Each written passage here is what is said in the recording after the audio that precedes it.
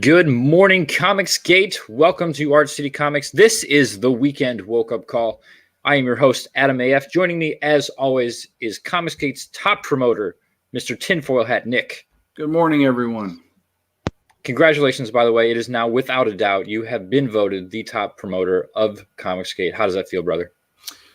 Feels good. I appreciate it, but I wouldn't be here if it weren't for everybody who was coming up behind me, retweeting me and liking the tweets. Those retweets are golden, people. I can't stress that enough.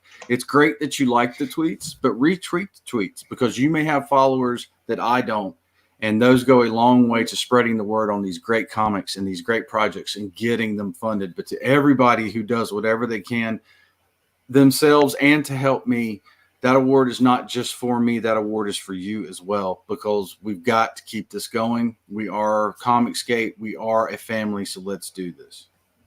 Hail, brother. Very well said. Very well said. Below Nick, we have Comicsgate's top Canadian, Mr. Simon Pothier. Good morning and Happy New Year, everyone. Happy New Year. Happy New Year. Our special guest today is none other than the mighty creator of 7 Legions, in demand now on IndieGoGo, Mr. Michael Beacon. Yo. Good to have you back, Michael. Good to be back, man. 7 Legions 2020, man. Let's get this thing. I just looked. I can't believe we have not crossed that $5,000 mark yet. Yeah, I had about a month where I was finishing up some coloring gigs. Finished coloring on Dusty Tortillas and Cyborg USA. I believe Cyborg USA is still coloring. It's still funding right now, but yeah, it was. So yeah, now that I'm done with those, I can be back on 7 Legions promoting that again. Very cool. Yeah, let's get. You did cross the 100 backer mark, which is awesome. But let's see this get some more money behind it, man. Oh yeah, yeah. Let's get up to 8K so that I can do issue 3, which is going to be awesome. Hell yeah, absolutely. Hail to the chat. Good morning, everybody. We've got Elasmat Films joining us. Sean Davis. Panboy was here a little bit earlier. Ted Lehman. Good morning. Johnny Boy. Hail, brother. We got Not Joe Fuago. What's up, all you BFers? Well, what's up, BFer? Good to see you. Jack Straw's in the chat. The Mogwai Centurion. Hail, brother. Good to see you out and about. Mogwai says, we are going to World War III. Yeah. Think so? What's your guys' thoughts on that? No way. No? Nope. Yeah, I don't think it's going to get that bad. I hope not. Well, I mean, if they were to do that, that would pretty much. They know that would pretty much be the end of them. The thing that usually what happens when something like this goes down is Iran will go through its proxies through Hezbollah and its various other little faction groups out there, the Houthi rebels in Yemen, and they would use them as proxies and hit the Saudis or whomever they wanted to go after. The U.S. has pretty much laid down the gauntlet, though, and said, look, if you do anything, and even if you use your proxies now, we're going to hit you right back. So Iran may retaliate. They said they're going to. So if anything, I would think it would be a cyber attack or something like that. But they don't want to get into a real shooting war with the United States because they would lose. And they know that they would lose. And that would be the end of it. The problem that they're having is their government is controlled by the Revolutionary Guard. And the Revolutionary Guard has its hands in everything in the Iraqi economy or in the Iranian economy and in the government. And there's been protests over there. It's just we're not allowed to see them anymore because they cut off the internet access to the country and everything else. So, well, I mean, how can this be retaliation when our attack was retaliatory? They started it. They were the ones who've been attacking U.S. Army bases and encampments for weeks now. And finally, we were like, all right, that's enough. We're going to stomp on your face. Yeah, that's usually it's been U.S. policy to be more of an appeasement to them than for the past through the Bush for the Clinton, Bush, and Obama administration. It was all about appeasement, and the Trump administration has decided to say we're going to try something different because obviously appeasement hasn't been working because you're still working on a nuclear bomb, and these guys decided to test that and put that to the test, and they got their noses bloodied. I think it's really funny that, or, you know, pretty par for the course that, you know, you see John Cusack and Rose McGowan and all these people out there virtue signaling that, you know, we don't want war. Nobody, no kidding, nobody wants to go to war with anybody. You know, that's the dumbest to believe that people actually want war, and they think that, you know, is the stupidest thing in the world, because nobody wants war, because, you know, all wars, in my opinion, are a crime. So, you know, I'm really not a person for war, but at the same time, if somebody's going to kill your people, you can't just let it go. You can't let them get away with it. There used to be a thing when Rome was around.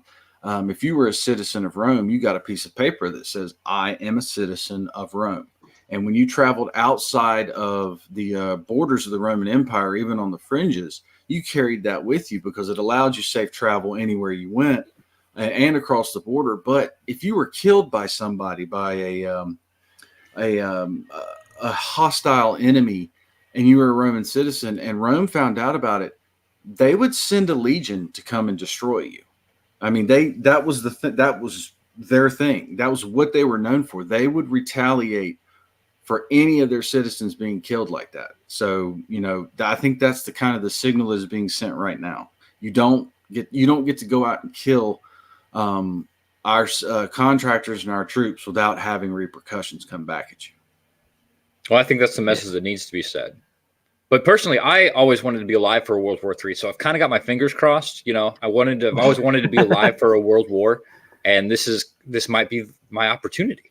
You always wanted to be in Mad Max world, right? So you're waiting for that. Kind of, yeah, dude. You know, I want to get a little taste of that, you know, that madness. No, I'm telling you, you don't. No? No. This, like, war is probably war is mankind's worst idea and invention ever. It is terrible on so many levels and in so many ways. I've always questioned people's sanities when they say, you know, that they love war and they feed off war and all this other stuff. They're not sane people, I believe. And I'm telling you, you don't want to get in a real shooting war when it comes to stuff like this. I mean, Iran, I'm not worried about, but say if we were to do it with another nuclear power and missiles were supposed to start going off and stuff like that, it's not going to be a good day. No, you're 100% right. And I don't really want a war to start. I'm actually a pacifist. And I'm not on the fucking front lines. I'm not over there. You know, our man Johnny Boy, he says it's busy, busy, busy in Baghdad. He's out there in the front lines. Like, you know, I think about you every day, bro. I hope you stay safe. I hope you do the killing and not be killed. True comment in the chat says, well, I'm less than 1,000 kilometers away from Yemen. So buy an umbrella, bro. Stay safe. You know, I want all you guys to live long, happy lives and not be killed in World War III. That would be terrible. Mogwai Centurion says we are going to drone strike Smiller. Well, that's okay. I don't think anybody. I mean, his family would cry. He's nuking himself. That's true. That is true. That's very true. He's doing all the work himself. Wow, he got destroyed last night. I'd like to give a huge shout out to Coach Malin for delivering not only the people's elbow, but a couple of off the top rope atomic leg drops and every other wrestling cliche that I can come up with as far as a finishing move. He tombstone pile drived Mike Miller out of existence last night. So much so that Mike took that stream and made it private. Oh, I figured he would, and I know he had a couple people suggesting that he do so anyway because, well, he'd just further get destroyed. Well, and I thought it was funny that it all.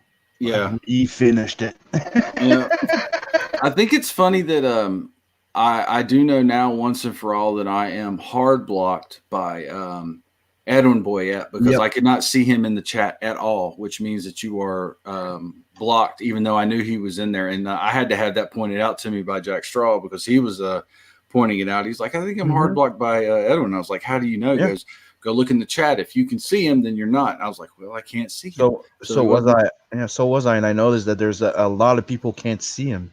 Yep. So Yeah. But he's it's a back weird there thing, and he's talking dead his smack provoking, yeah. though. Yeah. Yeah, calling cult. Somebody sent me like a pic, and it was saying he literally said that CG is a cult like Scientology is. Okay, buddy. Yeah. I went in the chat and I'm like, seriously, I can't see your thing, but Yeah. You're a fuck you. moron. Yeah. What I And thought it- was most interesting is, well, first of all, Mike doxing his DMs, which just kind of shows how much of an idiot he is. But on top of that is you could see, obviously, you could see like, who his DMs were to and from. Jackie And- Vanguard. Well, yeah, Jack Vanguard.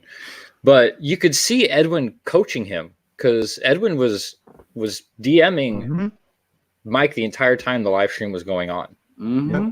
And coaching him as to like what he should say and points he should try to attack with, which I thought is, first of all, hilarious, and it kind of proves something that we've all thought for a long time, that Edwin is behind the scenes doing all of this stuff. I mean, some people thought it might have been Doug T, but it still might be, but obviously Edwin has his hand up Mike's back hole and is using him as a sock puppet. And I think they think they're smarter than they actually are, and I think that it's like they've. If you look at it, Edwin, Nasser, Doug, there's a few others that we cannot see their comments, right? That come in and comment and try to provoke and say stupid thing that they usually like try to refrain. So I'm like, they're trying to aim at the fact that most people won't see their fucking tweet, so no proof of if they did say something to provoke. It's kind of weird. They're not doing that for nothing. Oh yeah, that's an old tried and true tactic. And the funny thing is like with the Edwin coaching Mike, at the same time, that those insights and stuff are coming from other people. And I would probably say that that's a little bit of Doug in there, and it's definitely a little bit of Vox Day, because he's starting to use some of those same tactics that JDA does and those guys, and Vox Day does himself. And it's come out that Edwin is a Vox Day supporter, so it is. It's all starting to come together that this has always been happening. This has always been the thing. And he's like the decoy, like the target. Like, look, we want to do this. You go there and start attracting. Well, they've built him up to be the martyr, essentially. Yeah, there you go. That's it. Thank you. We got Hale Nella Possess. She says, "Dirty meth hands." Yes. 8-bit Elvis in the chat also. Hale Brother says, "Edwin is poison." Yep. Edwin is poison. Mark Trafford says, "Don't worry, Coach Malin downloaded it. It will all come out in Malin after midnight." That ought to be a great episode. Yeah, Optimus Deadpool also downloaded it, and you can get it on his channel as well, because that needs to be seen by a lot of people.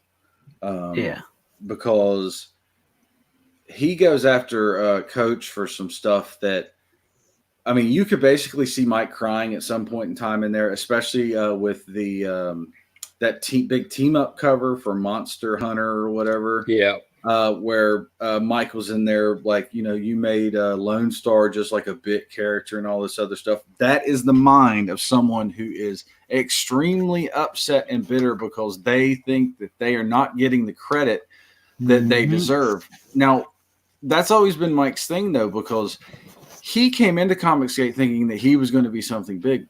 Out of very limited circles, be it Transformers, G.I. Joe, and a few, I think, DC runs that he had, no one knew who Mike Miller was. So, he came in with this false ego and pride, and it just burned him to the ground. Oh, yeah. Yeah, he did. He was the fill-in artist on Injustice for a while, I believe. That was the only thing that I knew him from. And then come to find out later, he's kind of always been there in the background doing single issues, double issues. He's had a couple things way back in the day. He did the Transformer G.I. Joe Project Lazarus Rebirth. He's the one who did the iconic, and it is iconic, Optimus Prime with Cobra symbols on him and as a Cobra thing. But other than that, unless you're a hardcore Transformer or G.I. Joe fan, or you followed Injustice, no one really knows. Huh? Or the Games of Thrones series where he did the covers. Yeah. Other than that, not a lot of people really knew who he was, and that bothered him greatly that he wasn't get the the respect that he thought that he deserved all of a sudden. Well, I hate to tell you this, but you got to earn that. Yep. Yeah, and then he got jealous of War Campaign in a row and stuff like that. So that didn't play nice neither. I love it. Yep. Hey, we got Daddy Deuter, Pop Culture. Hail, brethren. Good evening from Tokyo. It's good bedtime listening. This is now this is the world famous Art City Comics now, isn't it? Yep. Yeah. World famous. We also have Wayward Comics in the chat. Sup, brother? Hey. Long time no see. I seen both Kemp brothers lurking around Twitter yesterday. I couldn't believe it. Yep. Somebody check the doomsday clock. I think the world's about to end. That's your true. That's your true signs of one of the seals of the apocalypse right there. It's both Kemp brothers on social media at the same time. Yeah. Yep. That is a sure sign that the four horsemen have mounted up and things are about to go nuts. Oh, that's funny. We also got Black Angus hanging out with us and Red Gaze as well. Hail, brothers. Yeah. Good to see you guys. I seen something. Here, let me get this comment off the screen so we can screen share. And I wasn't sure if this was a troll or what exactly Mr. Boyette was trying to say here. But he says Elliott Fernandes may have created the absolute best cover ever for a Graveyard Shift comic book. And then it's the Monster Hunt crossover cover. And is he trying to troll? That's what Mike was crying about. That is in that stream. That was one of his main talking points in that stream, and that was one of the things where Malin hammered it home the best. Now, did you see the Elliott walk stream? Yeah, Elliott's mad. Elliott has Elliott's just he won't admit that he backed the wrong side, and so he's gonna lash out, and that sucks too, man, because Elliott, if you ever see this or are listening to this, I want to tell you this right now. Nobody over here hates you. Nobody over here has any ill will towards you. We all love you. I mean, if I have, do you need me to make a banner that says "Come back and take my money"? Please. We are not these people that they have told you that we are. We love Elliott Fernandes, man. You are a talent. You are a beautiful talent, man. And don't let those dudes poison you, man. I'm just putting that out there. If you I backed Doom Kickers. I remember that as because I loved his art, and not because the other guy attached to it now. Well, the other guy attached to it didn't do anything. I mean, he's got the writing credit, but I never seen him promote it. I never seen him have Elliott on stream to talk about it. He basically slapped his name on it, forced Elliott to do more pages than he wanted to do, and then dipped. Yeah. Yep. And they didn't give him support when he cracked. Remember when he was having that fucking hard moment where he was doing those streams on Twitch and everywhere, and he was really having a hard time. Yeah. He was considering quitting everything. Nobody fucking showed up except us in his fucking stream. Well, I mean, and that's the thing, we've always been there being like, dude, you got, but he had these albatrosses tied around his neck, and he made the wrong decision, and now his pride is getting in the way to stop him from saying. I mean, it's all their pride and ego. That's the problem when you think about it. Yeah. Well, Elliott, okay. Truth be told, my personal thoughts on Elliott, he's a nice guy. Yep. He just wants to keep his head down and work. He wants a job. He's an artist. He's too nice for this scene. You need to have balls of fucking steel to hang in the Comicsgate scene. That's just the truth of it. I'm nothing against nice guys.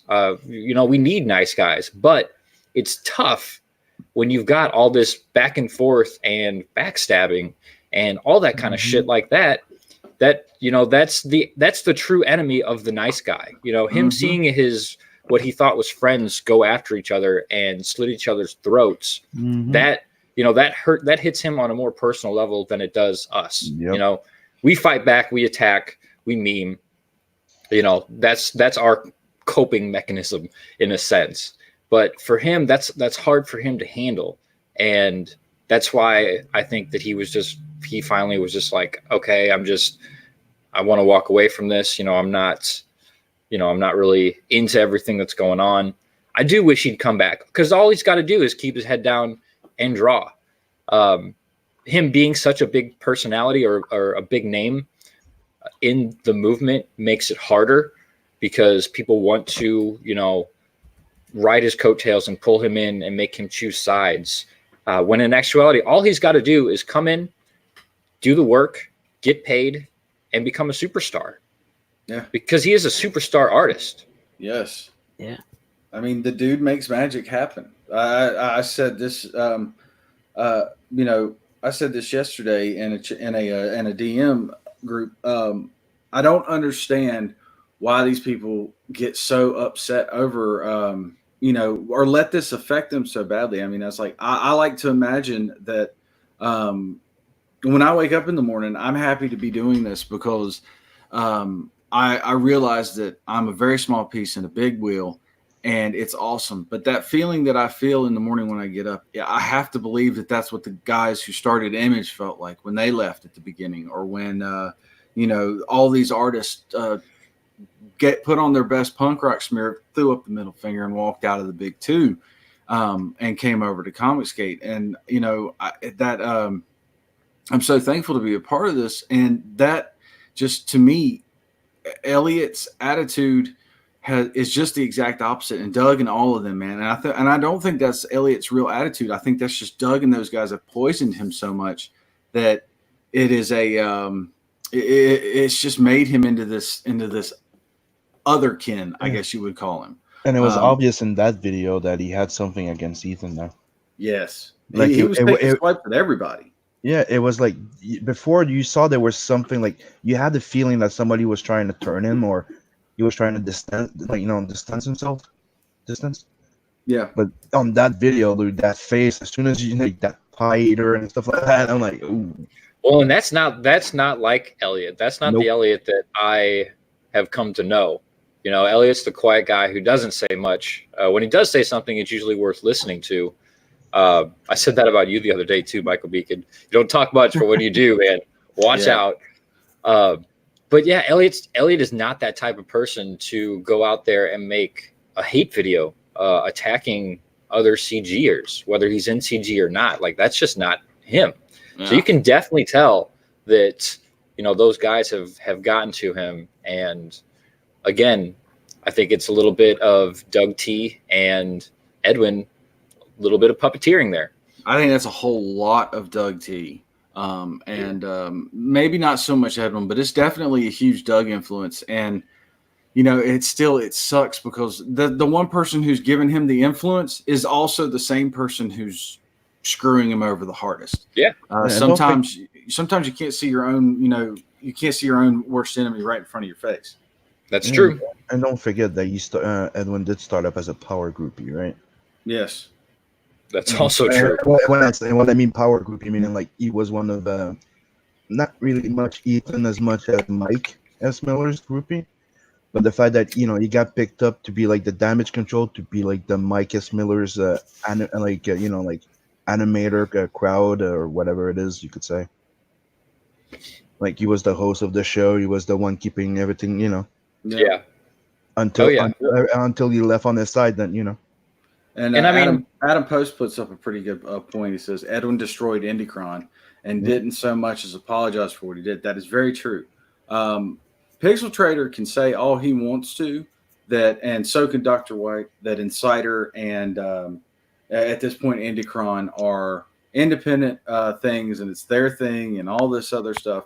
When you have someone like Edwin Boyette going out and saying what he's saying and doing what he is doing with a senior ambassador for IndieCron in his Twitter handle, that got approved by the people who quote unquote run the company. And I think it's funny that Edwin always says that he is a part of IndieCron, and that's part of, a part of that company, except when he gets called on his bad stuff. And then all of a sudden that's somebody else's company, and I'm just a goodwill voluntary ambassador. That's a load of crap. He did the same thing with the company that he was supposed to start with Ben there. The indie focused.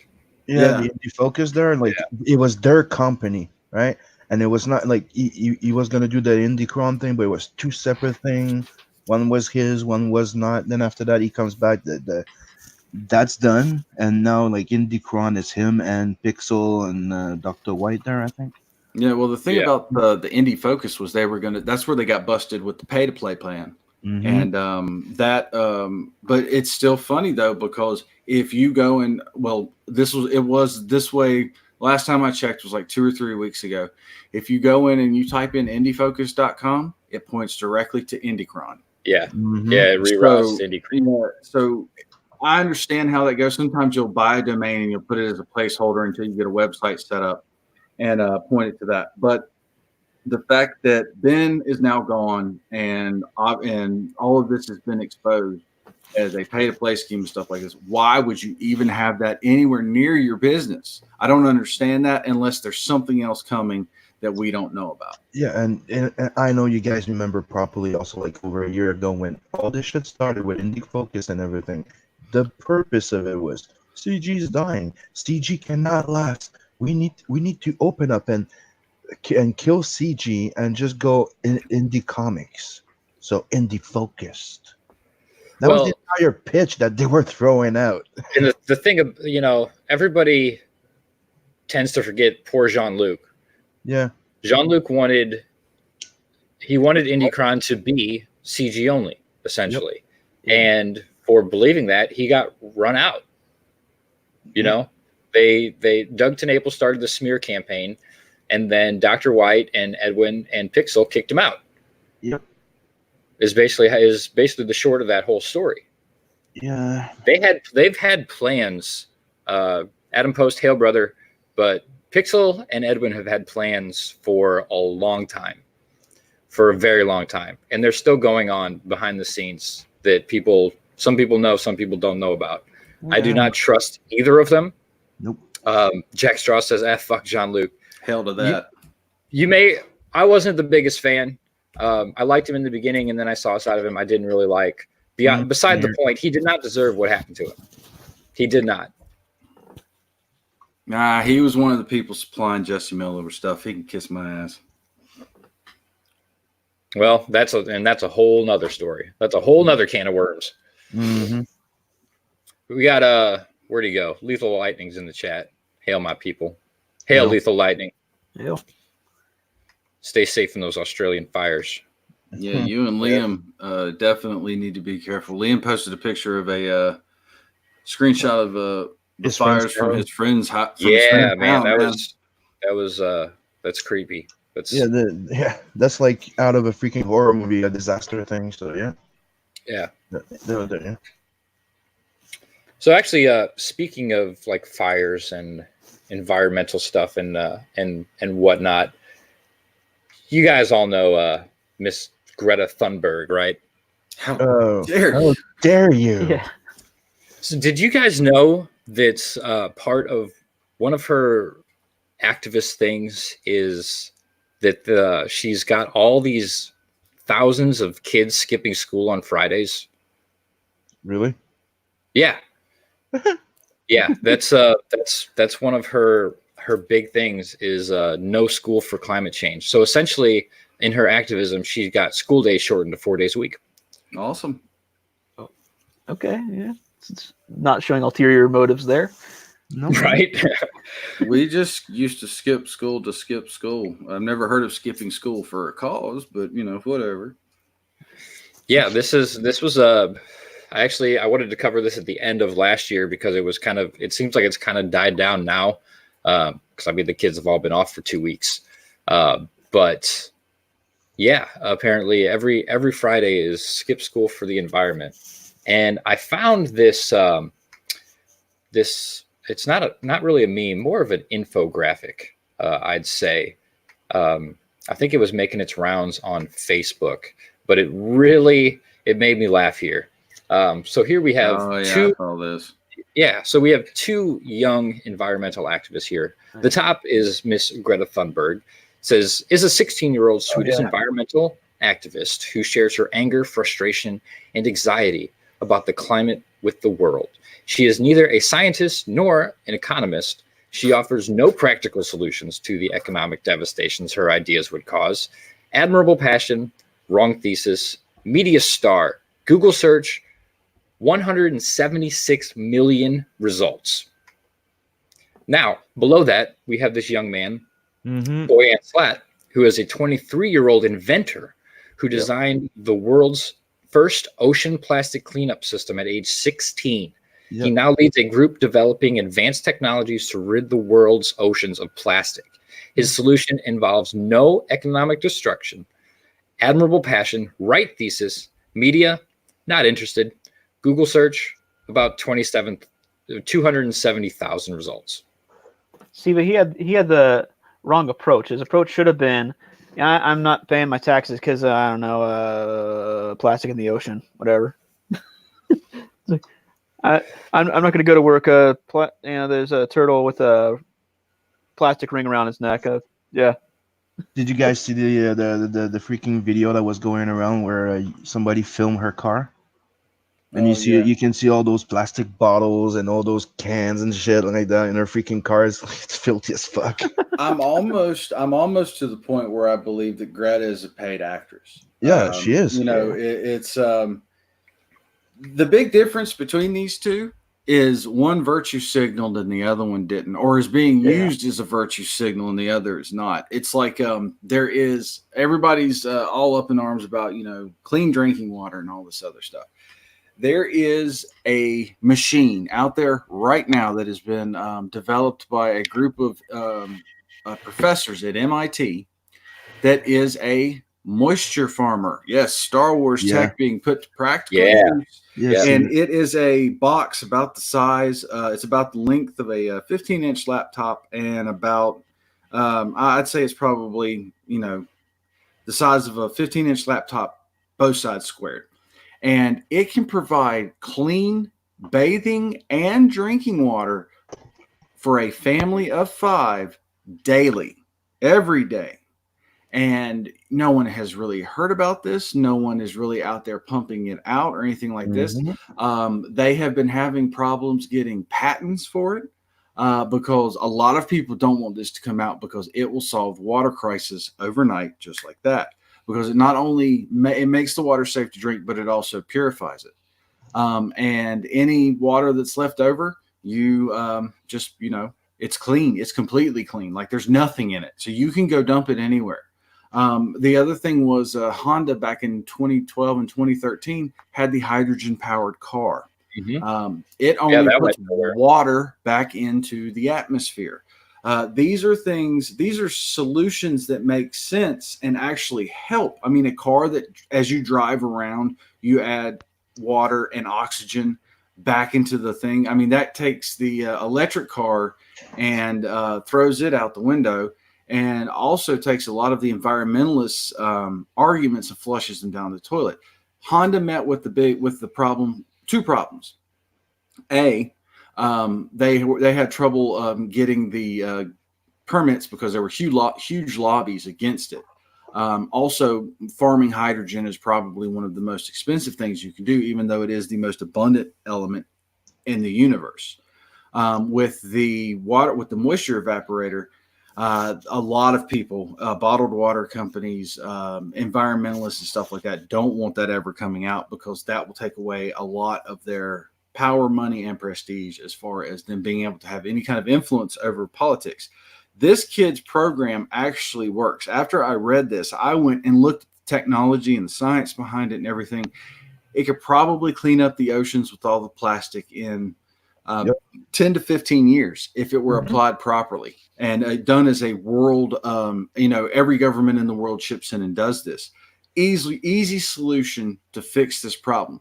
But no, they're going to let the girl who came over in her yacht because she didn't want to have too big of a carbon footprint, but she flew her yacht's maintenance crew on an airplane, which negated that and actually added to the carbon pollution because they came by plane.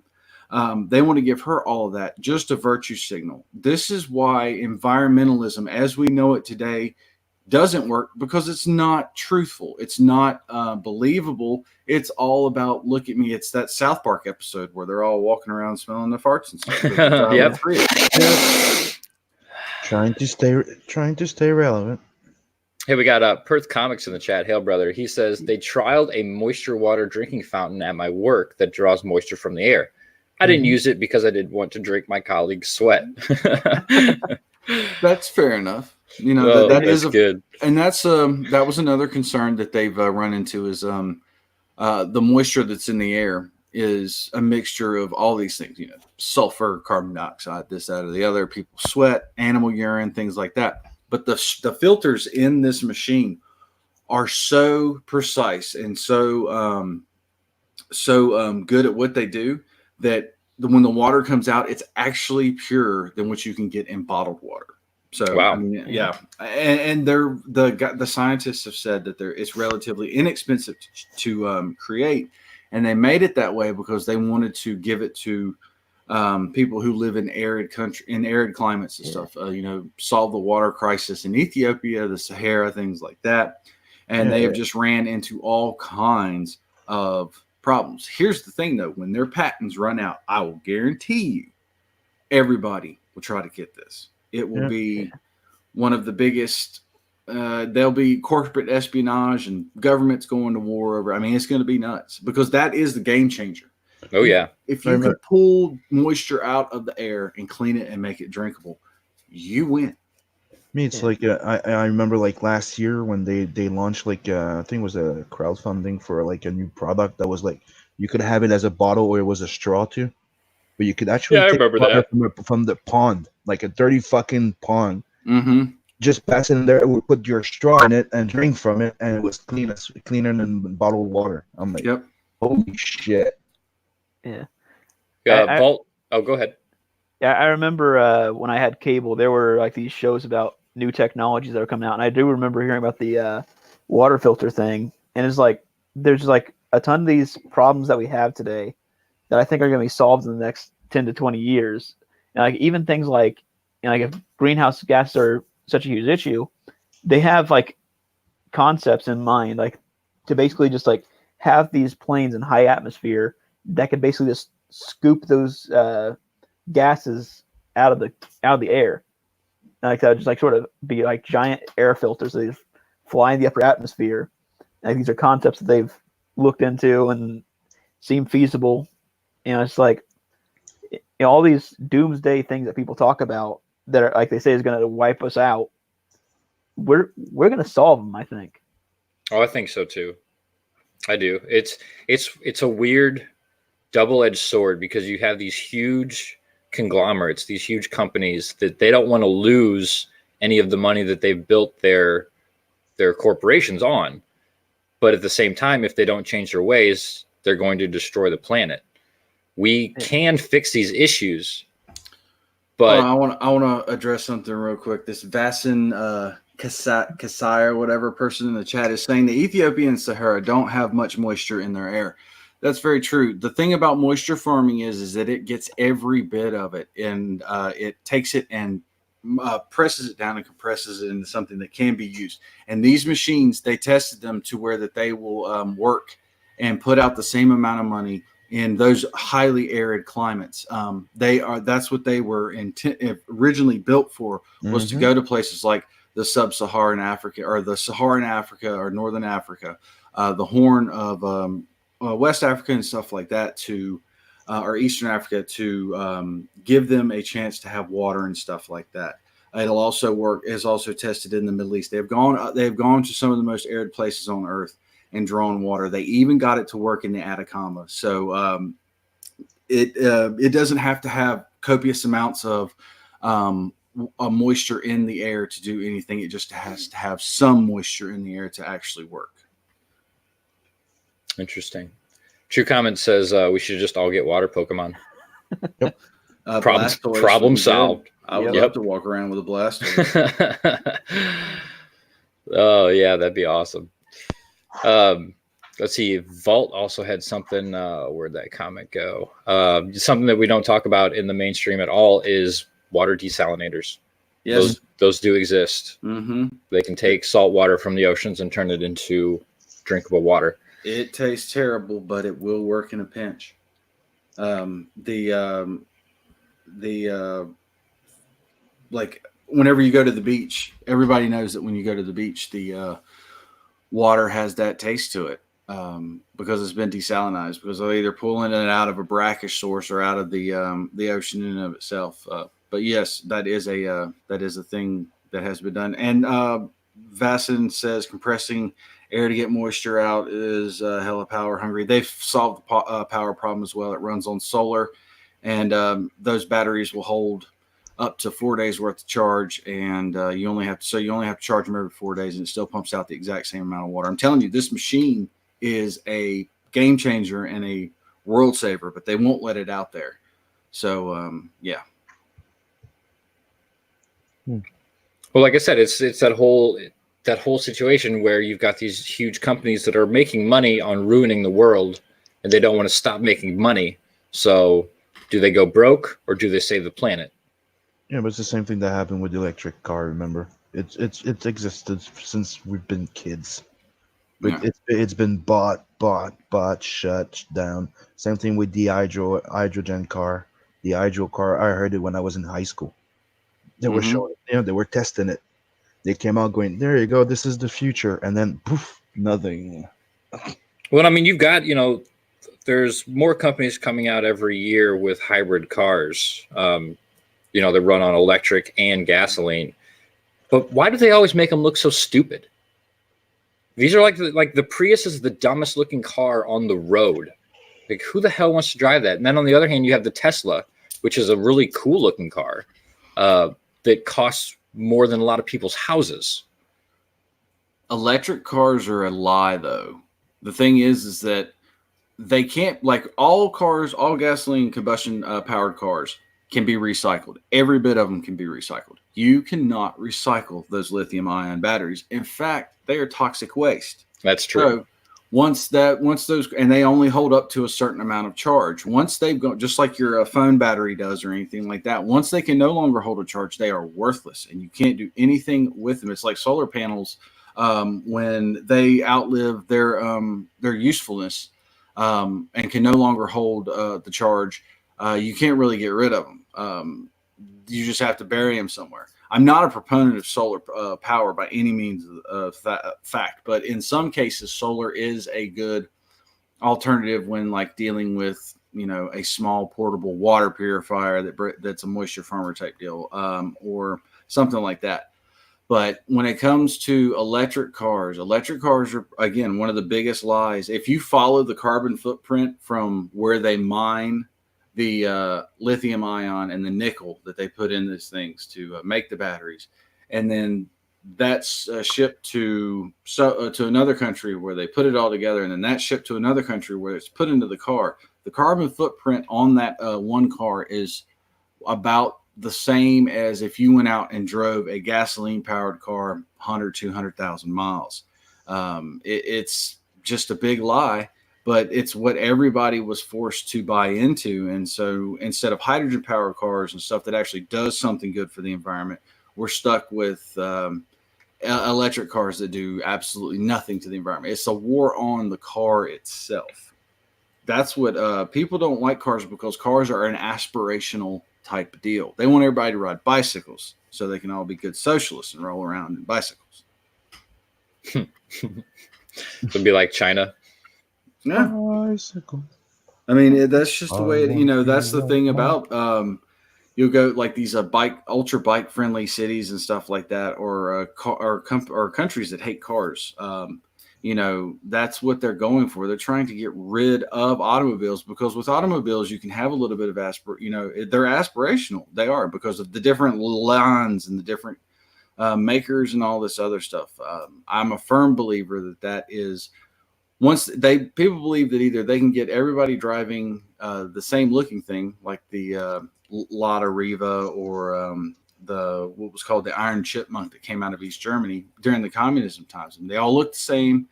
They all sounded the same. They all had the same motor and all this other stuff. And you had to be a certain member of the party before you could get like certain amenities like air conditioning and things like that. So I honestly believe that they do have a war on cars to create a more socialist type of environment. Interesting. That's an interesting theory. Yeah.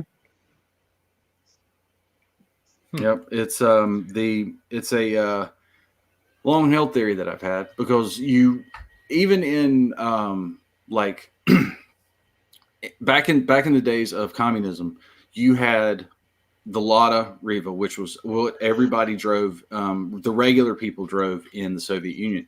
Then there was a step up above that, which was this giant car that looked like a gangster would drive it, but it's what drove around all the dignitaries and everything like that. But it had amenities in it that the people who were driving the Ladas could only dream of. The one from East Germany was actually made of a type of resin-filled cotton that and they were called iron chipmunks. That was their nickname, but their bodies were made of like a resin-filled cotton because that was the material that they had. But that's what you got. If you were a normal worker citizen, that is what you got. You didn't have any choice. You had a choice in color, I think. But then to go up to the next level of an automobile, you had to go up in level in the party or something like that. It's just, it's the worst way to ever do anything like that. And all their car industries failed. I mean, as soon as the government stopped subsidizing, they all failed. I mean, look at British Leyland. All of their stuff went to crap, and that was a democratic socialist run car company, government running a car company. Yeah, that doesn't sound like something I want. No. El Gargoyle says, I'm a carpenter. How am I supposed to travel with my tools and building supplies? Well, you get a bicycle and a trailer. Mm-hmm. And strong leg muscles. Yes, and very strong leg muscles. No, you just need a special bicycle that essentially works with a pulley system that makes it really easy to pedal, but gets you going. Johnny says, I got to make coffee, and you guys are talking about Star Wars. Only slightly. It's just technology from Star Wars. That's it. There's no actual Star Wars in this show yet. Nope. Yeah, yet. I do have a little clip that we could watch. That it's not technically it's The Witcher, but it is. It's got a little Star Wars flair to it. Let's see here. Let's make this full screen. Oh, it's from Tugs. Okay. Yeah, I had seen Anna had retweeted this. Since I can't actually, it's just a GIF, so I can't really make it full screen, but we can make it bigger.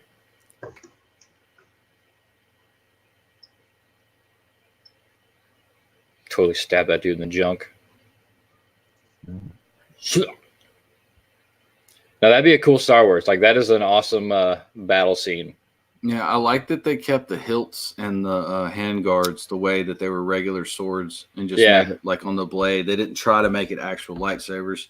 That's a cool and unique move.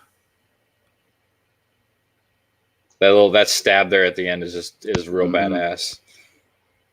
He totally just stabbed that dude in the junk though. Oh yeah. So there's the Star Wars for the day. But that'll segue us into our book of the day, which is Michael Beacon's Seven Legions, which is Star Wars-esque. Yeah. It is space opera-like. It is definitely not a knockoff of Star Wars by any means. Nope. Yeah, it's there's a tiny bit of inspiration from something I wrote when I was in like 7th grade as like a Star Wars script, but yeah, just very tiny.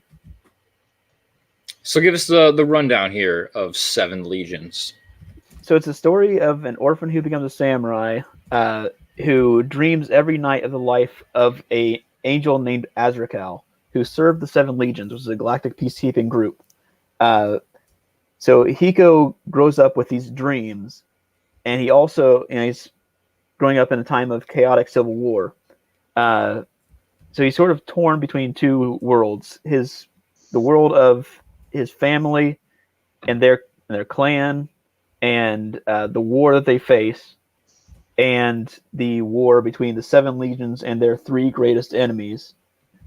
So he's got to face both conflicts at the same time, while he discovers who he is, what his place is in the universe. So the setting is basically like sci-fi fantasy. Picture like Earth is a backwater planet. It's the primitive world that is under the protection of a galactic alliance. And so humans don't know about all the stuff going on in space, and human history is identical to our own. So yeah, like there's very little intervention from them. Just like if someone else were to intervene, they would come in and stop it. But other than that, humans don't have any interaction with the stuff going on in space until the events of this story. Very interesting. And this is something you have two artists on these. Well, technically three, right? Yeah. Issue 1 had a slightly different art team. Henry Ponciano was working on issue 1, but he was taking over for someone else who had to quit the project, and I had different artists, a different Argentinian actually than Pablo working on issue 1, but he didn't quite work out. So Pablo took over his part, and he's done a phenomenal job since then. I love your spaceships in this, man. Your ship design is so... The ship design in this book is probably some of the best I've seen. Cool. They're all fairly unique in the way that they look and everything like that. You know, I've noticed that in most books that have, like, you know, large groups like these Guardians and then the other the bad guys, all their ships will look the same. You know, they all come from like the Empire does, versus whereas I think where the Rebels would be more of a mixed bag just because of all the different fighters. But I like yours in the fact that they have a very unique look all on their own, and it doesn't draw from just any one style. Like if you look at Japanese anime, all of the major large ships in Japanese anime come from one of two places. Either from Robotech or from Space Battleship Yamato. They all have that same look. Issue 2, you're going to get to see a lot more of the spaceship designs, because they're actually like, that page right there, they're actually inside one of the main fleet ships of the Seven Legions, which is like if you watch Gundam, the UC timeline, the rotating colonies. Picture one of those, but like with a warship built around it. Sweet. And, so it's like this. Nice. It's about the size of the Super Star Destroyer from Empire. And like basically like the way their fleet works is they'll have like those smaller ships attached to that or store inside that, and then once they exit FTL, they all detach and deploy. That's pretty cool. I like the concepts that you've got behind that. I like that you've put a lot of thought into into the ships themselves. Yeah, but then there's like other races, like the I call them the Undine. They're basically my version of the mermaid. Only they have legs, and their technology is all organic. It's like they're on their planet. Life evolves very quickly, and so they are able to essentially mold their wildlife into technology. So they've got these giant, they've got these like giant spaceships like that have like crews inside them, but they're actually like a living creature that's kind of like a space kraken. Wicked. And they fight like a kraken too. Cool. Yeah, it's that reminds me of Farscape with the people who sing to make their spacecraft fly. Mm-hmm. Yeah. Brian Vaughn used that same concept in Saga. They had a spaceship that you had that required you to sing to make it go. Yeah, these guys had to sing like it wasn't a very good song. It was something Oh, like yeah. I'm And singing. actually, on that page, the lady with the tail, that's one of the Undine there.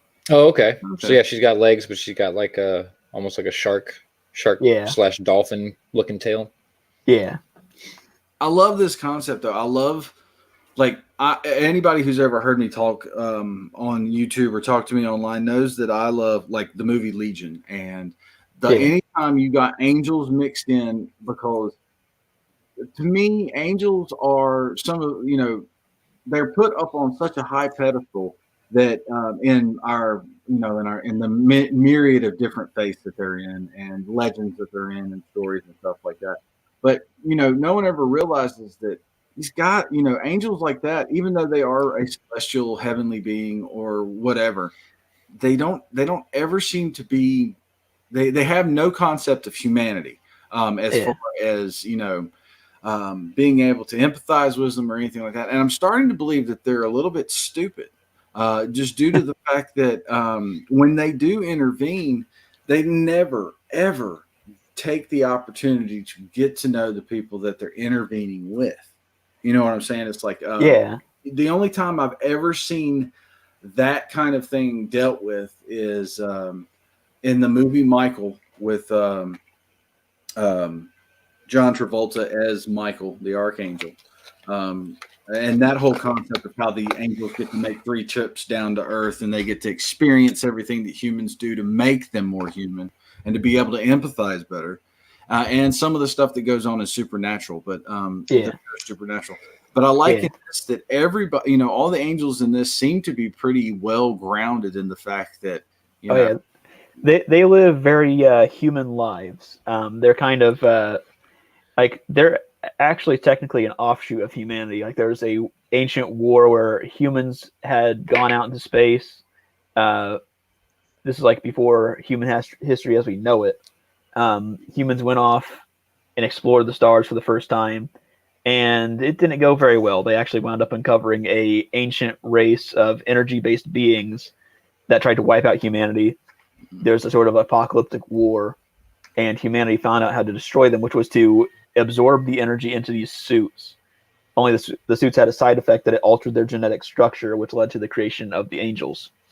So, like, yeah, the angels are very they're very much human in a lot of ways, except they don't age past maturity, and they have telekinesis, like a telekinetic push ability, and pyrokinesis. Ooh, fire starters. Yeah, so like aside from that, they have families. They they have like cities where they have shopping centers and all that. They'll have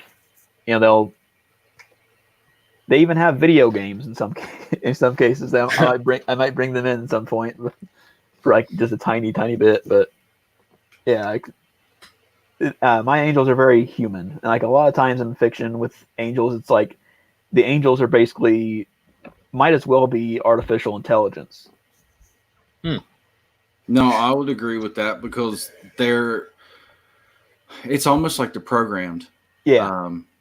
They only have this one thing that they do, and that's what they do. I've talked about it in depth with John Gallagher and Carla Tortorella about their book Grim Reaper and how they're dealing with the concept of death and how the new death is of human origin, where old death is of angelic supernatural origin and stuff like that. And it's an interesting, I love that concept when you try to make them just not so much more human, but just like they got a brain. You know what I'm saying?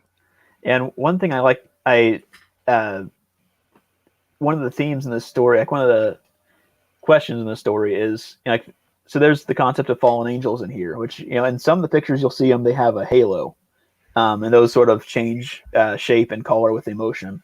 But there's also fallen angels, and they will lose their halo, like the halo will just vanish, and in their religion, they believe that is a sign that they are damned.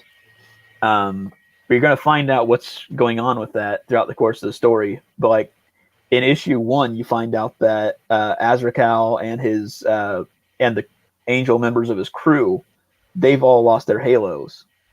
So you're and you find out that's because they accidentally killed innocents because they were tricked into it. So you're going to find out as the story goes along how it is that they can do that, like how that is that that can happen, and like they're not evil, but they've done something very wrong. Interesting.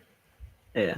Very interesting concept. So let's buzz through your tiers, because you mentioned to me that you are closing a couple of them. Yeah.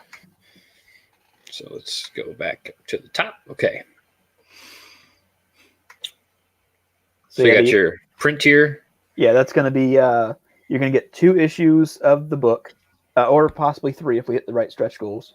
And you're going to get 3 prints at the start, but we'll be able to unlock further through stretch goals as well. So that's that. You got the Pablo Romero print with a pinup of the lady on the jet. And you got that poster with all the samurai. And then you got Carlo Rose poster, which looks awesome. It features the 3 main villains. Oh yeah, is that in your updates section? Yeah, it's a while down, but we got to take a look at that, because that is Carlo Rose, a master. Yeah, we also got one print by Narwhal, who that's going to be one of the first ones unlocked through stretch goals. So yeah, like when you back the print tier, you get you're at very least going to get 3 prints. But if we also got a print in the works by Rob Willis. Oh, cool! Yeah, I'm looking forward to seeing that one. He's got a busy schedule, so it might be a while, but yeah, it's gonna be. I'm looking forward to that one. Talk about a master, man! He is. Oh yeah. God damn. And yeah, I'm gonna be coloring that one. I'm looking forward to the coloring it. Oh, you got all kinds of more art in this section. Oh yeah, yeah. Those are some of Pablo's pages. He's doing an anime style. There's I can recognize that narwhal style. Look at that. Yep. Yeah, you're gonna get to know that Lady Angel there in issue 2. She starts off as a kid, but after the time jump, she basically grows up with Hiko, the orphan. And yeah, they become best friends, kind of. Nice. I'm still trying to find that Carlo Rowe one. Yeah. I hate that you have to expand every single one of these to actually see it. Oh, I know that guy. Yep, that's Sim's bookmark. Yeah, that turned out great in printing.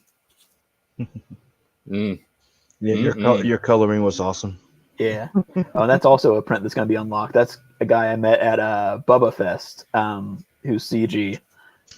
Yeah, I know he came up with a pen name, so I can't really quite say his name. But no, that's fine. That's fine. Yeah. Did you color this, or did he do that? He did all the artwork. He's got a definitely more traditional artistic style, but it's great. Yeah. I like the way I like how he's done this. It's like a rough coloring. Yeah, he's like I was talking to him about the story, and I told him that there are dwarves on jetpacks. Like, I got to draw that. Like, draw it, and I'll make it one of the prints. Everybody loves that. That's such a hook for people. Dwarves with jetpacks. Yeah. See, there's the head repository. There it is. Yeah, there. Yeah. Beautiful bastard. Yes, that's the 3 main villains of the sci-fi fantasy side. Yeah, that's awesome. I love Carl. Is a hella talented man. All right, so anyway, back to the tiers. We got way sidetracked, but that's all right. So anyway, so for $20 you get just a physical copy of both books. Yep, and also all tiers will come with any swag item we unlock, which we got trading cards and the bookmark unlocked right now. So they'll also get buttons, patches. Also, all books will be signed, and your name will be in the thank you page if you back during the campaign. Or if you back during, like, before we print. Gotcha. Okay, so then you got an international tier. Yep, that's that tier has shipping included, and you'll be getting a double pack of the books. Oh, that's not bad. Yeah. Oh, and then you got it for the troops. Yep, you'll be shipping some copies to the troops through Operation Paperback, and you'll be getting a copy yourself. And I believe that comes with the prints as well. It's been a while since I looked at that one. Let's see here. We can expand that. Yes, it does have prints included. Yeah.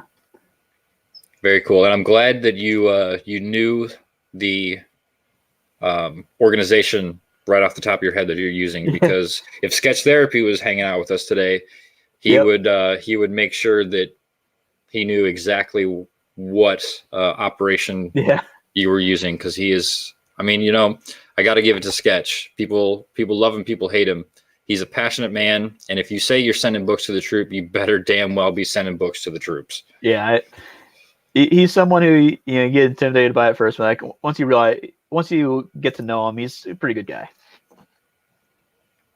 Yeah, he really is a good dude. He just he can be intense, but that's just his nature. Yeah. Your stream with Penn yesterday was awesome. Yeah, that was pretty good. Yeah, I had to head to bed. I missed that one. I'll have to go back and catch that, because I've heard it was very, very good. Mm-hmm. So then you got a bigger tier here. This is a drawn in, I'm assuming, Enemy of the Legions. Yeah, you'll get drawn in as one of the bad guys. This one is going to be closing along with two others on the 13th, so that Henry can finish drawing his pages on issue 2. It may unlock again if we unlock issue 3. Ah, yeah, that makes sense. Yeah, so yeah. Then you got a retailer bundle for comic shop owners or online retailers or just collectors who want to back stock. And that comes with a piece of original concept art by me.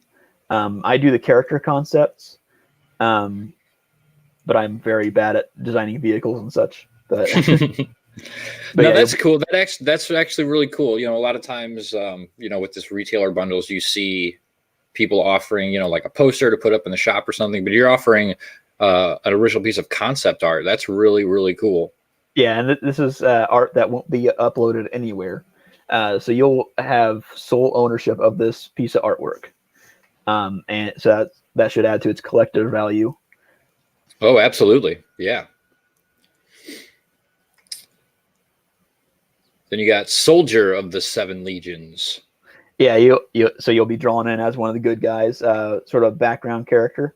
You'll get to choose which race you appear as, and so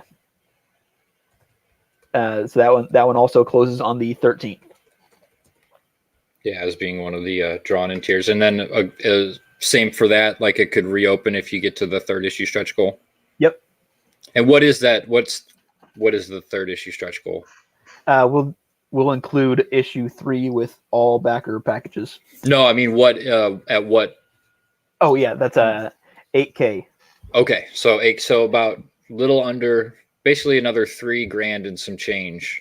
Yeah. To get that unlocked, and that's everybody gets a 3rd book for the same price. Yep. Now that's actually a deal. So if you're interested in this book, if you've already backed this book, share this campaign out and get some eyes on this, because it just ups the value of what you're already getting, because you're going to get a 3rd book with no extra money out of pocket. Yeah, and if we continue on through the stretch goals, at about 21K, I believe we'll be doing 5 issues. So if we reach that point, then you'll be getting like a whole half of the first arc. Wow, that's awesome. Yeah. And then what do you get for the legend here? That one, you appear in the book as a character of significance. So yeah, in issue 2, you'll be appearing as, well, if it's a guy who backs it, then you'll be appearing as the captain of Azrakal's squad. Azrakal in issue 2 is sort of a low-ranking foot soldier.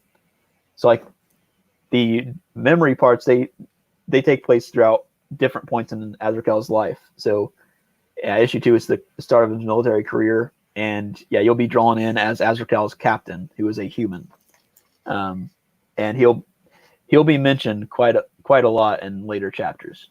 So this is a character that will be important in some way or another. But if it's a woman who backs it, then they'll be appearing as a leader of the Goblin Resistance. And yeah, she becomes essentially what is like a saint to their people. Oh, cool. That's really awesome. So not only do you just get to appear in the book, I mean, you are actually a mainstay character in the series. Someone important to the lore. That's really cool. That's pretty unique too. I mean, you get a lot of these drawn in tears with campaigns, but like the earlier ones, it's it's you get killed, or you get to just appear as a ancillary footnote character. But this is actually somebody that's going to have lasting significance. So that's really, really cool. And what is the grand design for Seven Legions?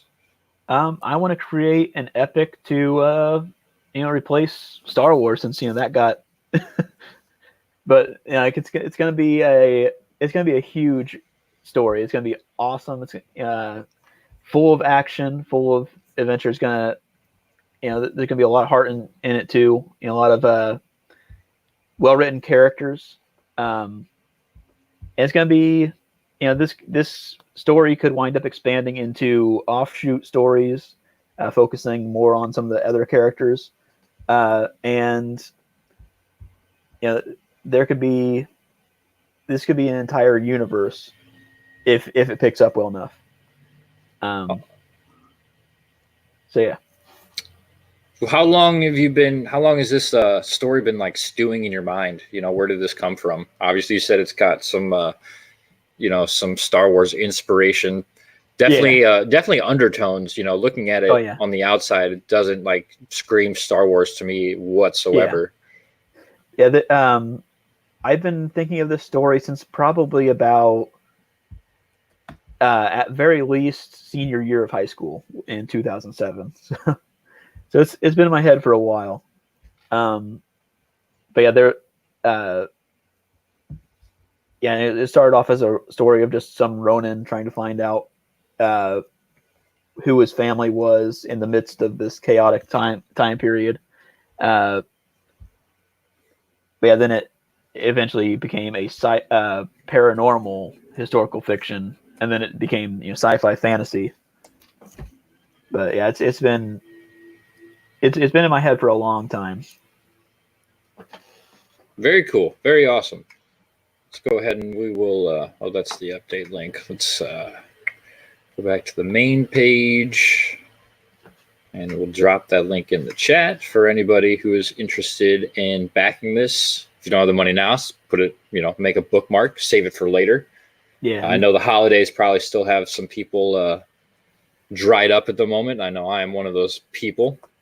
But this is definitely a cool book, and it's very unique. There's a lot of different sci-fi tales out there right now in the Comicsgate scene, but this one has its own very unique spin to it, and it's definitely sets itself apart from the rest of the pack. I like it.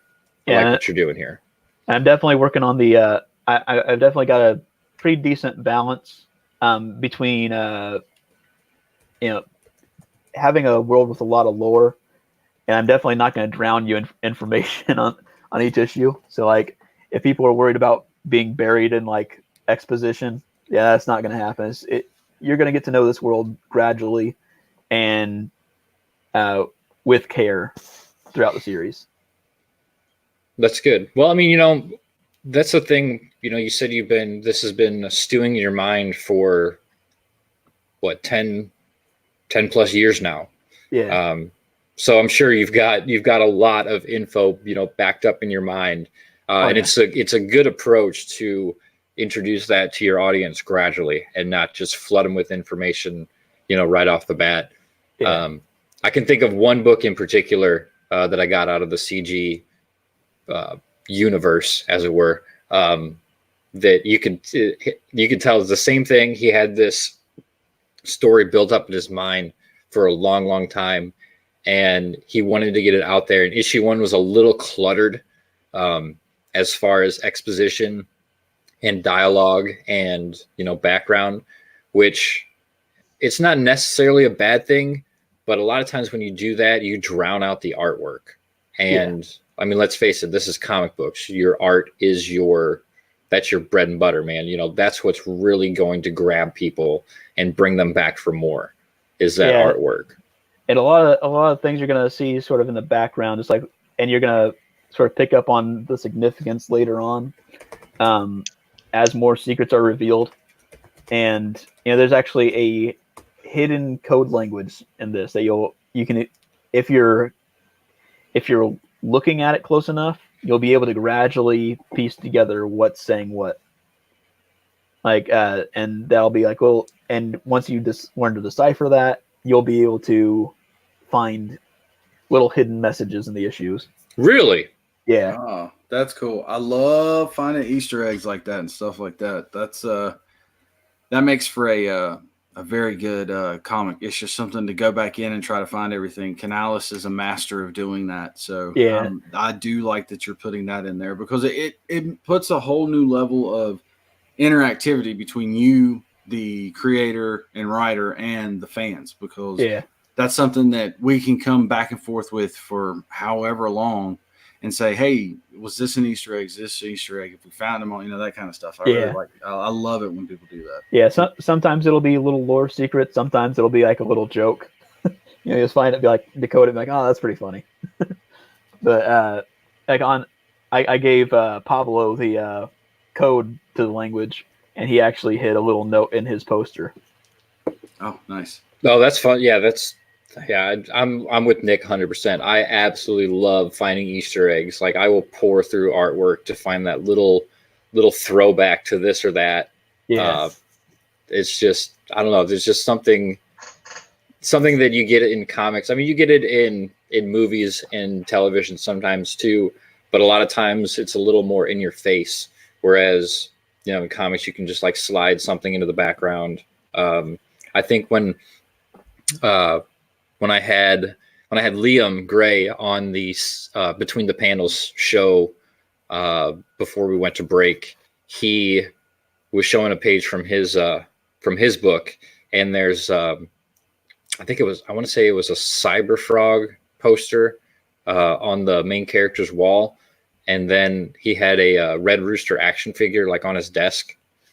Nice. I want to give a shout out real quick to Drew, aka Mr. E. Thank you for the $5 Arch City chat.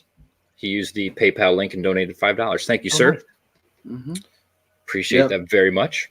He's got a great book out there as well, and it's still in demand. So go get those while they last. I've gotten it, and I've read it through 3 times, and it has gotten better each time I've read it.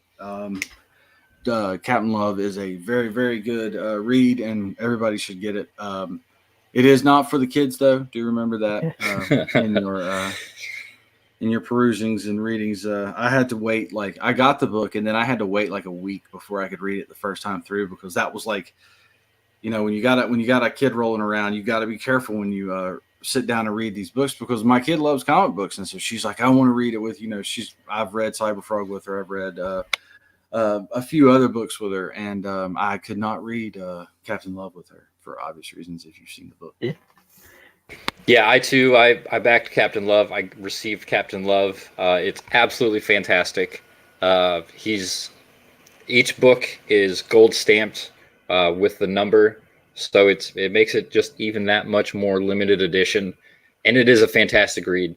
It took me back to the classic 80s style of heavy metal magazine, and just, you know, good old sci-fi that you really don't get anymore. And again, you know, Seven Legions is a sci-fi book. Captain Love is a sci-fi book in 2 totally different aspects of the term sci-fi. Mm-hmm. I mean, these 2 books couldn't even be closer to the same thing, but I absolutely love Captain Love. I'm in love with it. I am. I hope we get many, many more Captain Love books. I even wore my Captain Love T-shirt the other day, and I had some people going, "What is that?" And I was like, "Oh, dude, it's this sweet book. It's a new character. It's out on IndieGoGo now." So the T-shirt's a conversation starter. So Drew, hopefully I got you some random backers from my neck of the woods from wearing my T-shirt as propaganda for you. We got Tommy Sarkinian says, this reminds me that I need to add 7 Legions on my 5 image promos. Yes, Sweet. absolutely Thank you. do so. Get that out there. Like I said, if you can't afford to back it right now, make sure you at least share it out. I'm sure there's other people that have a plethora of throwaway money and they're into sci-fi stories just like 7 Legions here. Yeah, and keep in mind if you're planning on appearing in the book, you got until the 13th. Yeah. Okay. Yeah, so get on it quick. Yeah. Hey, we've got the Renegade Aaron Calamari in the chat. Hey. Long time no see, brother. How you doing? It's Mr. Excitement himself. Yeah, Aaron has been making himself scarce. It's good to see him back around. Miss Aaron. It's always good to have him in the chats and to see him around. Yep. I was mean to Aaron the last time he was on the show. We played 3 things to make Aaron Calamari blush, and it was brutal. Yep. It was very brutal. He blushed many times. I think Nick, I think that was a week you were on vacation, if I'm not mistaken. It's a pretty good bet it was. But you know, I've seen him. I've seen that game played with him before, though. I think we did it on Make a Meme Foundation one time. That was one of his first streams, and he. Ooh, way to break him in the right way. Yeah. You didn't even know what he was getting into. You just clicked the link going like, oh, it's a hangout. Oh, that's yeah. true. Yeah, he just rolled up in there. So, you know, that's what I love about Aaron. He's not afraid to do anything, but he will. Sometimes he not regrets it, but just isn't aware of what's going to happen. He says in the chat, "I was traumatized." Yeah, It's like, man, what did I get myself into? I think the exact words were, "What have I gotten myself into?" Yeah. It's good fun though, man. We love having you around. Yeah, absolutely. He's got Cybershock coming out very soon. I can't wait for that book too. Yep. Oh yeah, looking forward to it. I think that's a really unique play on that particular trope of cyberpunk that he's doing, and I'm very much looking forward to it. And he's actually turned me on to a couple of artists, just like saying, "Hey, check these people out, check these people out." And I've become. He's one of the people that I listen to, man. You know, if Aaron says it's good, then it's good. Yeah, he has impeccable taste, especially when it comes to artists. I will give him that. Yep. Yeah, because Artist Zoo, I had no idea who that person was, and he's like, "What do you think about this person?" Started showing me stuff, and I was like, "Dude, yeah, you can do that."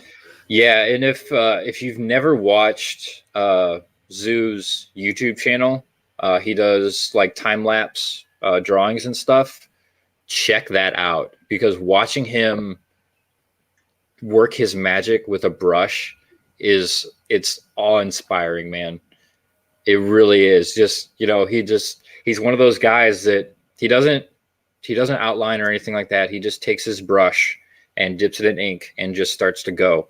And the finished pieces are always, my jaw's always on the floor. It's so cool to watch him work. Mm-hmm. Yeah. Go ahead. I agree with that. It's just he's got one of those styles, man, that it's just like it's like watching a master at work. You know, someone who has honed that craft to a level that is above and beyond what some others are. You know, and there's another creator and artist named Brendan Shaw who did a book called Strange Love, I Want to Be Chrome. And he does his art style is the old Japanese cell animation style, and it's just it's almost like, you know, he does these long swoops and swishes and stuff like that, and it's just it's fun to watch him work. Zoo is the same way, the exact same way, and just to watch him take a blank page and just turn it into something beautiful is just, it's something to behold. It really is.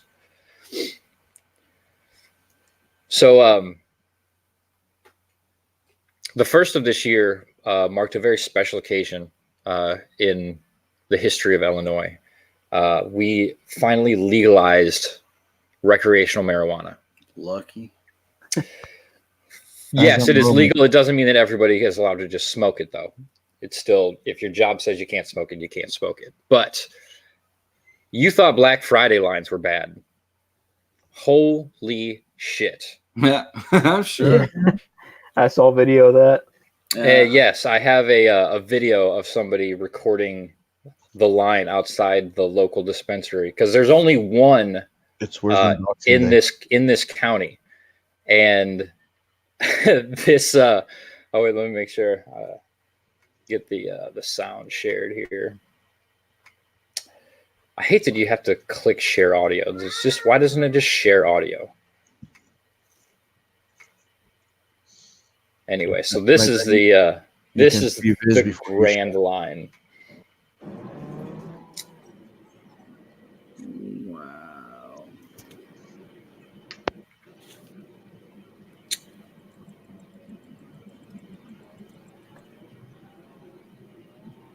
And this big white building here that they're passing is the state trooper headquarters.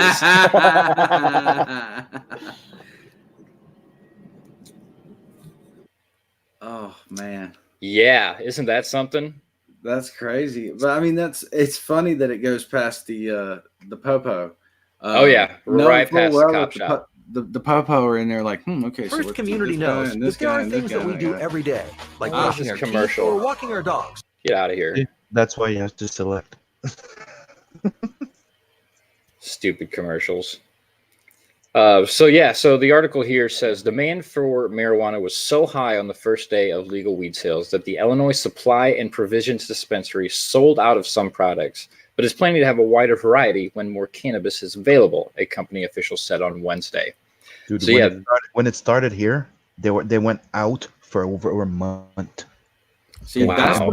that's the problem with state-controlled legalized weed. When the state is your weed dude and he goes dry and it goes dry, you're done. You're screwed. You know, you got to go.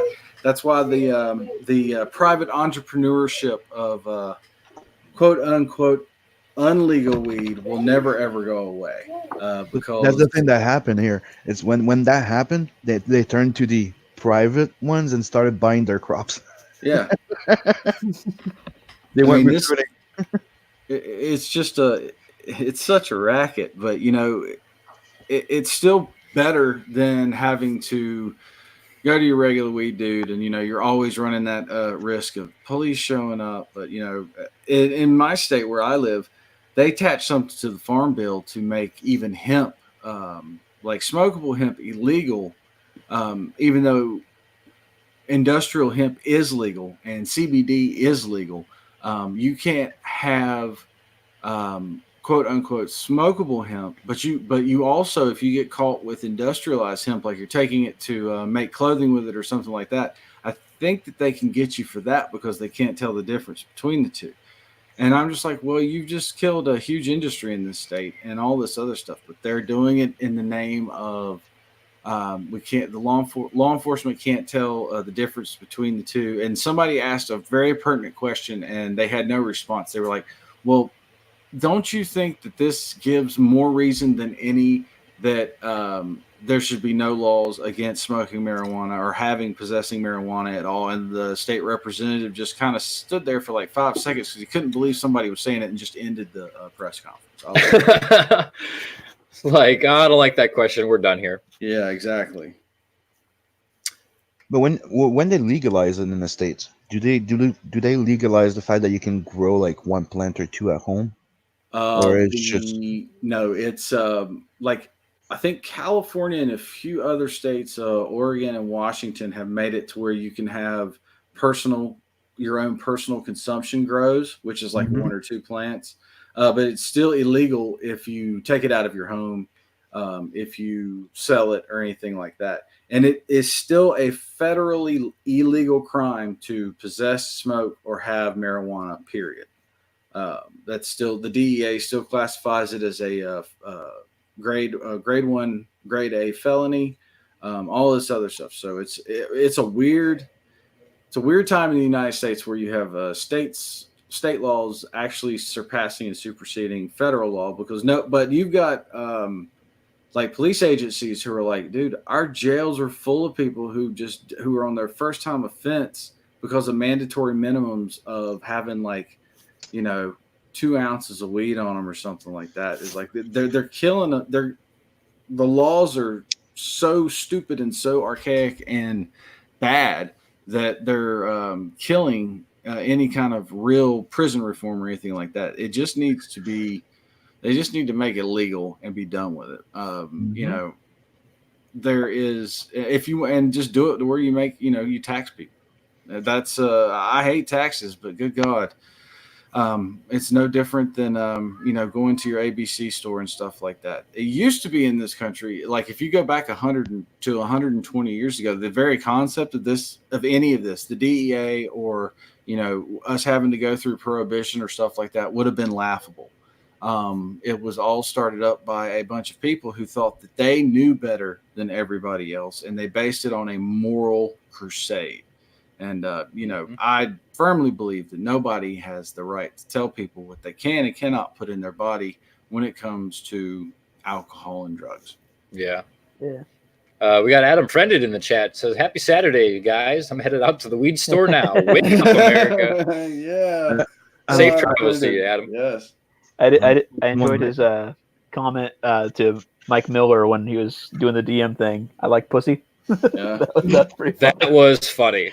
That was hats off to that. He was talking some smack. He got into I was in a thread with him and Caesar and a few other people going against JDA, and Adam had made the comment about how JDA changed his name to diversity in comics. Yeah, the diversity in comics, and he put on there, Jeff.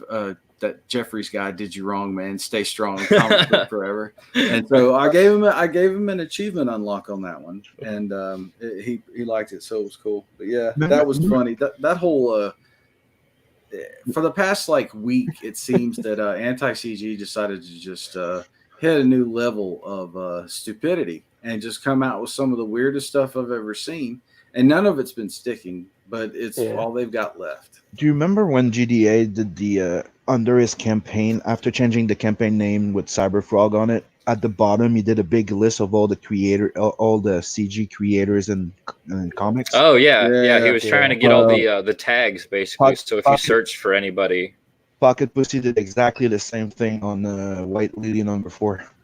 Did he really? Yep, exactly the same thing, like a copy paste thing. JDA made a joke at the end, him at the end. It says but my book is probably not as good as theirs, but it's definitely better than Vestige. JDA is definitely the hello, my fellow kids, brought to life. Yeah, it's just they're all living memes. I want that to be completely understood. Yeah, every single one of those guys are a living meme. It's gotten to the point where they're that kind of ridiculous. When you're that upset and that kind of just jealous and pissed off because somebody else is having more success and you think you deserve it, even though you haven't put in any of the work or done anything else, you're not going to win an art. You're not going to win anything except for, more ridicule and mockery. Mm-hmm. That's what you're setting yourself up for. Yeah, that's essentially it. Before I went on Ethan's stream, before I decided to put on the Mandalorian helmet, I was thinking, man, I just want to go on there and be like, hey, Ethan, I've been sending you my books. Why have you been responding? I've been developing weird facial tics. Yeah. I mean, that would have been I think everybody would have got a kick out of that. Oh, yeah. But then I realized my hair looks like shit. Adam Brendan says, anti-CG is in the death flail. Well, we had the biggest campaign year yet last year. So, yeah, they're very mad that their narrative is falling apart. And 2020 is just going to be even bigger. We're going to have even more creators coming out with fantastic original projects. And they're going to lose their minds. And pretty soon they're going to become just like the original anti-CG, the SJW Ren crew. And they're gonna find something else to bitch about because we're gonna destroy them. I mean, we've already have destroyed them, but they're still hanging on to whatever they can cling to at this point. Every little thread, kind of comes back to the stealing Solo bit. They're all about that and tearing Jeff Hicks down because he screwed up on his first campaign. Yeah, in a lot of ways they are very much like them, and they pal around with Ren and all that. And Mike Miller likes to say, principles over loyalty, but it's really just hatred over principles in a lot of ways for some of them.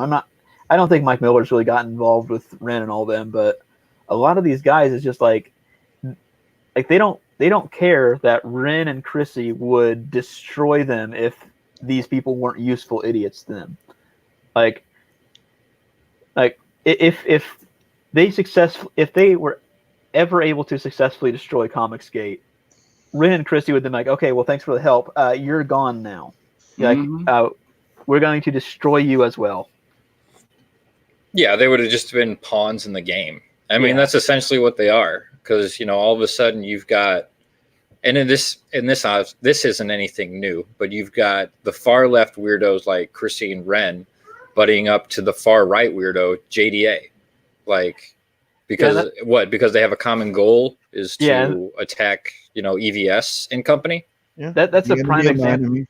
That's a prime example of how disingenuous Ren is. It's like, you'll call all us Nazis, but here you have JDA, the lapdog of Vox Day, who praised Anders Breivik, and you're buddy with him. But Ethan, whose signature, I guess, if you squint, looks like a swastika, I guess. If you squint really hard, you have to cross your eyes and stare at it for a really long time for that to look like a swastika. Maybe erase a few, because it's a diamond shape. Yeah. And complete and extend some lines. Don't forget about that one, because you do have it is a super S, and I have proved that to them several times. I have gone back, and every time they do that swastika comparison, I throw up the super S that I've done. It's just more of their disingenuous BS that they're putting out there. And now you even see some accounts out there using the exact same tactics that they tried and failed with, going around like with the hashtag, this is Comicsgate. They're doing that all the time. And that's feeding back into that stupid ass blog that we all go to. It's like understand, it is for us in Comicsgate. It is a sign and a badge of honor that we have done something funny and good for Comicsgate to get put on that blog. Yeah. And, it's a joke to us, but they keep coming through and using this like it's something real and something big. And now there's an account going around. Every time a meme goes up, they go and try to pull this thing where they try to attach it to these different campaigns and stuff. And all those campaign creators are like, this is great because every time he does it, it brings us more money. So, keep doing what you're doing. There's a reason why SJW, Spider-Man, and Ren are still considered Comicsgate's best salespeople ever. They drove more money to Comicsgate than anybody else did. I look forward to those guys coming after my campaign. All I can say about that is, Ren, I got big titty ninja bitches. Come on, come at me. Yeah, do it. I want it. Yeah, just wait for it. I seen a thread the other day. Somebody brought up that, where was that tweet? I think I saved it. Let's see here. Since we're on the subject, we'll switch gears a bit here. Okay. Here we go. Reshare. So this cursed 188 says, according to Ren, hugging fans is a big no-no, but violating women's privacy is A-OK. Hashtag double standards. Accident or not, DC Douglas secretly recorded himself, and even stranger, he thought it was a good idea to upload it. It's creepy, disturbing, no matter how you look at it. I had forgot about this for a while. The DC Douglas incident of him recording himself in the bathroom stall. Yep. Really? Yeah. Yeah, you guys didn't see that? No. That was weird. I when that happened, Tug tweeted something about it, and I retweeted it. DC Douglas came out of nowhere and said one thing on the retweet of that thread, and I had said something back to him, and then he blocked me.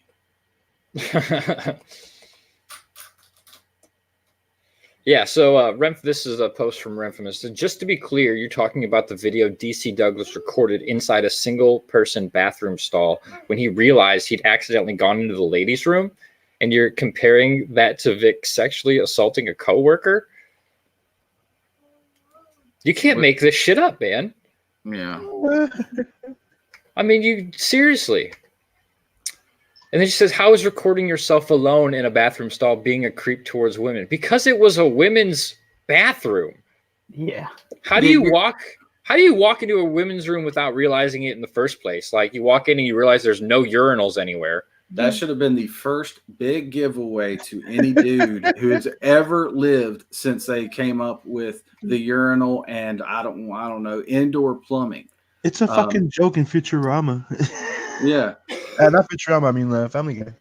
Yeah, that should have been that should have been the number one giveaway, is because like the unisex bathrooms I can understand because they don't have in there, they just have toilet stuff like that. But if this is clearly marked as woman and you just walk into it and you don't see that line of urinals that all guys know are in that bathroom, then that should be your first clue that you have done something wrong and that you need to immediately walk out of that room and reevaluate everything that you did up to that moment, as far as your choice in walking into that door.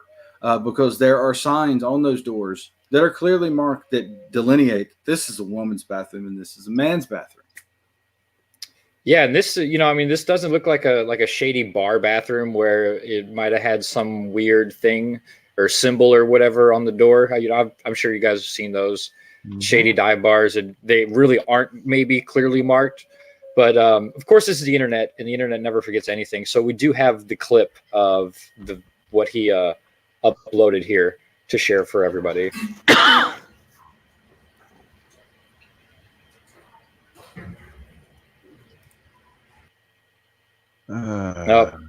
So he actually did it on purpose. That sound that you hear at the beginning is obviously someone having that is a fart. Yeah, that is 100% a fart. So, and he's laughing about it, but then he goes and says, "I'm in the ladies' room." Okay, so he knows that he's in the ladies' room, and he's recording the fact that he is in the ladies' room. So he knew what he was doing. This is just some dude being stupid and a pervert.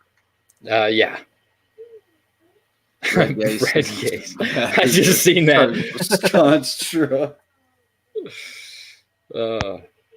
Yeah, Joe Frago, he says, he wasn't alone. Yeah, you can hear a woman fart in the stall next to him, and then he mouths that he mouths it because he doesn't want to be found out that he's hiding in a women's bathroom for whatever weird fucking reason. I mean, I don't know if he went in there to jerk off or what the hell he was doing. Oh, yeah, but that's definitely stage. I'm sorry. You see it in his face.